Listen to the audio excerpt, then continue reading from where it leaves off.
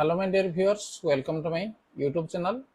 तेना जो माने ओटीटी परीक्षा देपे जाउछंती 2026 अर्थात 21 तारिख जे आसंता मास 21 तारिख रे जे परीक्षा हेपे जाउची जे ओटीटी जोटा कि 2026 एवं जो माने प्रिपरेशन होउछंती से पेपर्स 2 जे आज आम आलोचना करिबा जे साइंस रो पेडागोजी सेक्शन।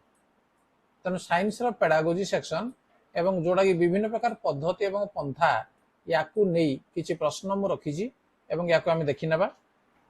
चैनल को जदि नुआ आसी सब्सक्राइब करने नोटिफिकेशन बेल को ऑन करने कहीं ओटीटी आमर शिक्षक मान तो निहाती दरकार। तेणु जो मैंने ओटीटी पास करना से ओटीटी फॉर्म फिलअप निश्चित भाव करेंगे। तेणु से समय नष्ट नक निजक प्रिपेयर करनी बहुत कम दिन रहा और जो मैंने नुआ टीचरशिप जॉइन करने चाहते हैं भी ओटीटी दरकार। तेणु समस्ते से अनुसार निजक प्रिपेयर करनी कौ भाया प्रश्न आसूँ चारिटी आम संभाव्य उत्तर थी और भर गोटे उत्तर हो ठीक।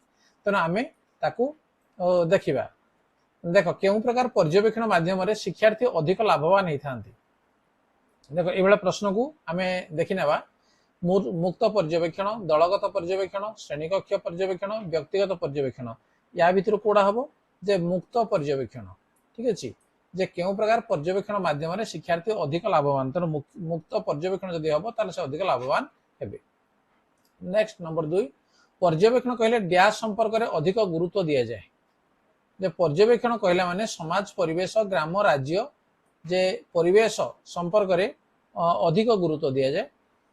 विद्यालय हता मध्य पूर्व निर्धारित योजना अनुसार जो पर्यवेक्षण होता है ताहाकू डैश पर्यवेक्षण कहुए। श्रृंखलित ना मुक्त ना नियमित ना कौन सी नुहे। तेणु या भर सठिक उत्तर आसो कौटा जे नाई ये नियमित पर्यवेक्षण। नंबर 4 पर्यवेक्षण पद्धति शिक्षार्थी कहा उपरे अधिक गुरुत्व दियंती। शिक्षक, पाठ्यपुस्तक, परिवेश, सांगसाथी। तेणु निश्चित भाव से परिवेश उपरे अधिक गुरुत्व दे था। पर्यवेक्षण समय डैश एक शिक्षकर मुख्य दायित्व। शिक्षक दायित्व कौन? स्थान निरूपण ना समय निर्धारण करवा ना प्रश्न पचारिबा ना कौन नुहे प्रश्न पचारिबा। तेणु से पर्यवेक्षण करने संगे संगे से ठीक भाव में प्रश्न पचारिबा निहाती दरकार होता है। किए कही प्रकल्प हूँ एक समस्या जनित कार्य जहाँ को स्वतंत्र प्राकृतिक परिवेश रे संपादन करा जाए। या जॉन पियाजे, जे स्टीवेंसन, जेम्स रदरफोर्ड, थर्नडाइक। तेणु या कही जे स्टीवेंसन। प्रकल्प कार्य माध्यम शिक्षा ग्रहण करने प्रक्रिया को डैश कहती। देख कौन दीजिए जे प्रकल्प कार्य माध्यम शिक्षा ग्रहण जदि कर से प्रक्रिया को कौन कह पर्यवेक्षण पद्धति, प्रकल्प पद्धति, क्षेत्र परिभ्रमण पद्धति, परीक्षण पद्धति। या आम कह जे प्रकल्प पद्धति बोली आम कह। जे स्टीवेंसन प्रकल्प पद्धतिर संज्ञा केबे निरूपण करथिले? 1803, 1925, 1930, 1937। तेणु ये 1930। तेणु क्वेश्चन को जब आम आगुरी देखी जे ये प्रश्न तले आसो निश्चित भाव तार उत्तर को आम जापर नचेत आम जदि अनुमान भाव में करवा से ठीक हो न पारे। नेक्स्ट नंबर 9 समस्या चिन्हट पर परिवेश सृष्टि। समस्या चिन्हट करवा, योजना प्रस्तुत करवा, योजना को कार्यकारी करवा, मूल्यांकन करवा, विवरणी लिपिबद्ध करवा। डैश पद्धतिर सोपान पर्यवेक्षण, प्रकल्प, परीक्षण, समस्या समाधान ये हूँ आमर प्रकल्प पद्धतिर ये हूँ सोपान। नेक्स्ट नंबर 10 प्रकल्प पद्धति प्रत्येक शिक्षार्थी केउ प्रकार चिंताधारा सृष्टि करे। प्रकल्प पद्धति प्रत्येक शिक्षार्थी केउ प्रकार चिंताधारा सृष्टि करे? भावात्मक, ज्ञानात्मक, वैज्ञानिक कौन सी नुहे। तेणु ये कौन हम वैज्ञानिक चिंताधारा सृष्टि करे। वस्तु व परिवेश संपर्क में प्रत्यक्ष अनुभूति आहरण प्रक्रिया को डैश कहती। परीक्षण पद्धति, समस्या समाधान पद्धति, पर्यवेक्षण पद्धति ना क्षेत्र परिभ्रमण पद्धति। या कह पर्यवेक्षण पद्धति। डैश पर्यवेक्षण पद्धतिर सोपान नुहे कौड़ा नुहे? तथ्य संग्रह, समस्याटी बुझीबा, तथ्य विश्लेषण, सिद्धांत निरूपण। तेणु आम समस्याटी बुझीबा ये पर्यवेक्षण पद्धतिर सोपान नुहे। मुक्त परिवेश रे पर्यवेक्षण को डैश पर्यवेक्षण कह जाए। मुक्त पर्यवेक्षण, पारिपार्श्विक पर्यवेक्षण, प्रत्यक्ष पर्यवेक्षण ना अनुसंधानमूलक पर्यवेक्षण। तेणु ये हम प्रत्यक्ष पर्यवेक्षण। पर्यवेक्षण डैश टी सोपान रही 3, 5 7 4 तेणु यार मन रख जे 4टी सोपानता रही। पर्यवेक्षण पद्धति एक डैश पद्धति अटे। पर्यवेक्षण पद्धति खर्च बहुल समय सापेक्ष ज्ञानात्मक दर्शनीय तेणु यार समय सापेक्ष अर्थात अधिका समय लगी थाए। पर्यवेक्षण पद्धति रे डैश टी परिस्थिति रही थाए 3 2 4 1 तेणु ये आमर 2टी परिस्थिति रही थाए। परिवेश संपर्क में डैश अनुभूति आहरण प्रक्रिया को पर्यवेक्षण कहा जाए। परिवेश संपर्क में डैश अनुभूति आहरण प्रक्रिया को पर्यवेक्षण कहा जाए। तो ये कौन प्रत्यक्ष अनुभूति आहरण प्रक्रिया तो निजे निजे पिला माने सेटा को अनुभूति आहरण करेंगे।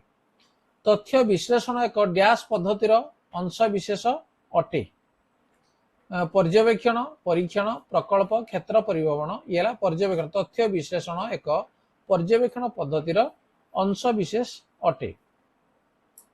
पर्यवेक्षण पद्धति द्वारा क्यों माने लाभवान होता शिक्षक सरकार समाज कौन सी नुहे एटा कौन सी नुहे। पर्यवेक्षण पद्धति द्वारा ये आमर शिक्षार्थी लाभवान होता। श्रेणी कक्ष पर्यवेक्षण को डैश पर्यवेक्षण कहा जाए। श्रेणी कक्ष जो पर्यवेक्षण करा जाउजी प्रत्यक्ष सामग्रिक परोक्ष लक्ष्य भित्तिक तेणु यार परोक्ष पर्यवेक्षण को कहवा।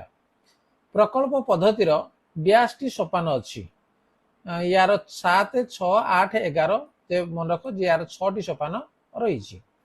डैश पद्धतिर शिक्षण कार्य लाभ करी शिक्षार्थी अधिक विश्वास बढ़े।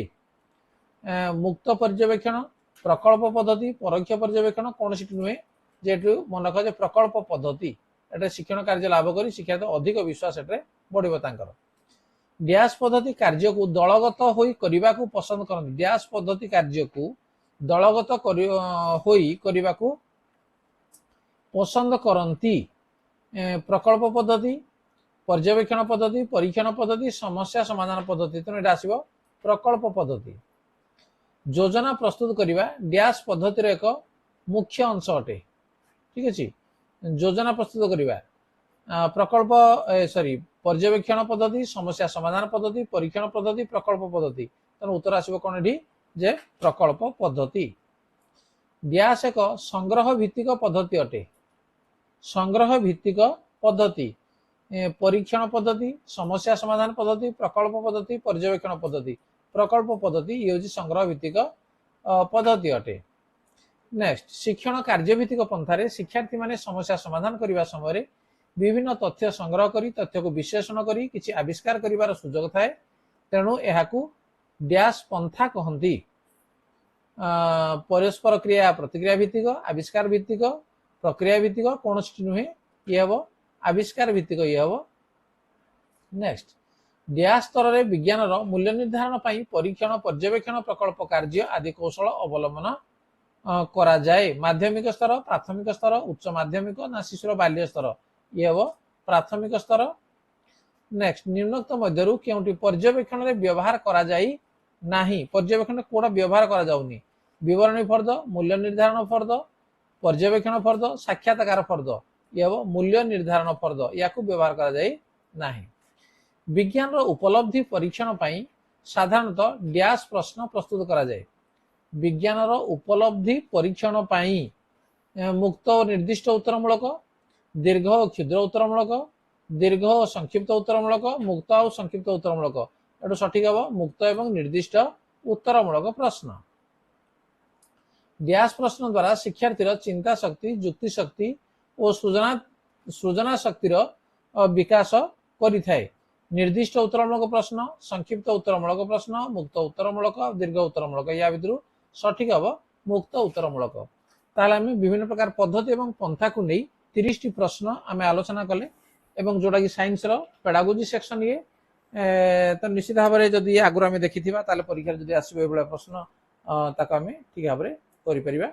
एवं आगो को मध्य पुणी वीडियो मध्य मु अपलोड करी एवं ता पूर्व मध्य अनेक गुडे कराई जदि वीडियो भल लागु तो लाइक कमेंट शेयर करो एवं जदि चैनल को नुआ आछि ताको सब्सक्राइब करनियो ता नोटिफिकेशन बेल को मध्य ऑन करनियो।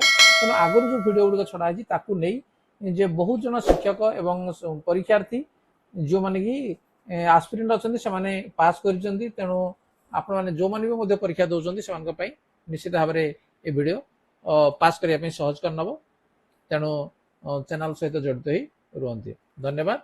Bye bye. देखा परवर्ती वीडियो रे।